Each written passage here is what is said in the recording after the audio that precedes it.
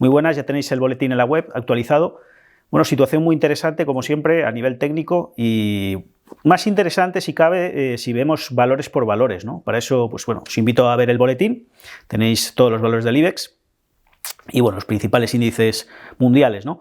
Vemos en cuanto a eso el primero de los gráficos, yo creo que es el IBEX. El IBEX no tanto en cuanto al IBEX 35, que sabéis que no tiene en cuenta los dividendos, es decir, cuando el IBEX 35, si uno de sus componentes da un dividendo, el índice cae, ¿no? Lo refleja como una caída, y esto pues no debería ser así porque el dividendo está obviamente cobrado y ya no es variable, ya no está cotizando. Por tanto, para eso utilizamos otras referencias que sí tienen en cuenta, corrigen la serie a los dividendos, como es el IBEX con dividendo neto. Sería un poco en la línea del DAX, ¿no? Que también tiene en cuenta los dividendos, por si no lo sabíais. El Eurostock, por ejemplo, no los tiene en cuenta, es como el IBEX o el CAC 40, ¿no?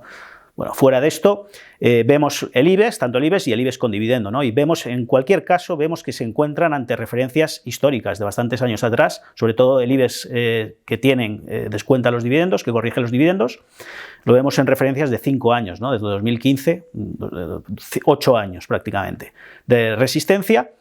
Y el IBEX 35 también ante los 9.350 puntos, que recordar que son un poco los máximos de estos 2 últimos años, paso también de la directriz bajista de largo plazo, ¿no? Por encima ya estaríamos hablando de máximos COVID, 10.100 puntos, y por encima ya la zona de los 12.000 puntos, ¿no?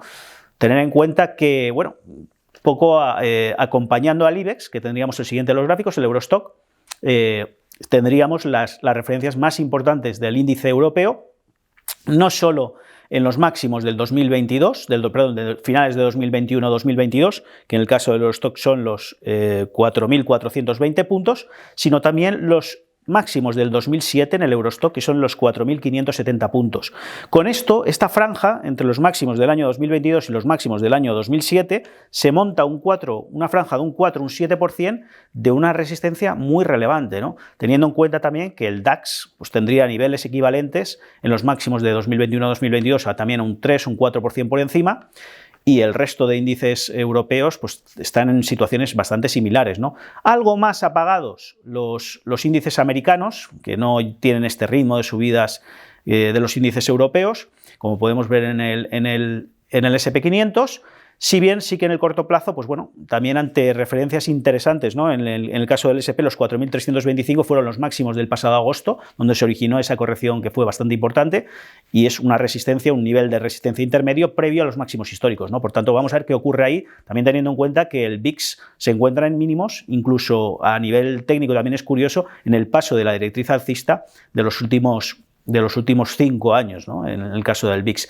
Por tanto, yo creo que la situación es interesantísima y, bueno, pues ante estos niveles todavía queda un poco más de subida, quedaría un poco más de subida, y tener en cuenta que a nivel técnico no solo importa que se rompa un nivel, sino significa también, o sea, se necesita que se rompa y que los índices se sientan cómodos, por así decirlo, ¿no? Es decir, que se consolide la ruptura, ¿no? Que no sea una cosa fugaz, que haya cierta presión bajista desde ahí, sino que se absorba toda esa presión bajista que pueda haber en resistencias y el precio cotice por encima un tiempo, por encima de ellas, se consolide y se rompan, ¿no? Eso sería, pues yo creo que los mejores síntomas de cara a un cambio de tendencia en el largo plazo a nivel técnico, pero hasta entonces es verdad que de momento nos encontramos ante importantes resistencias técnicas.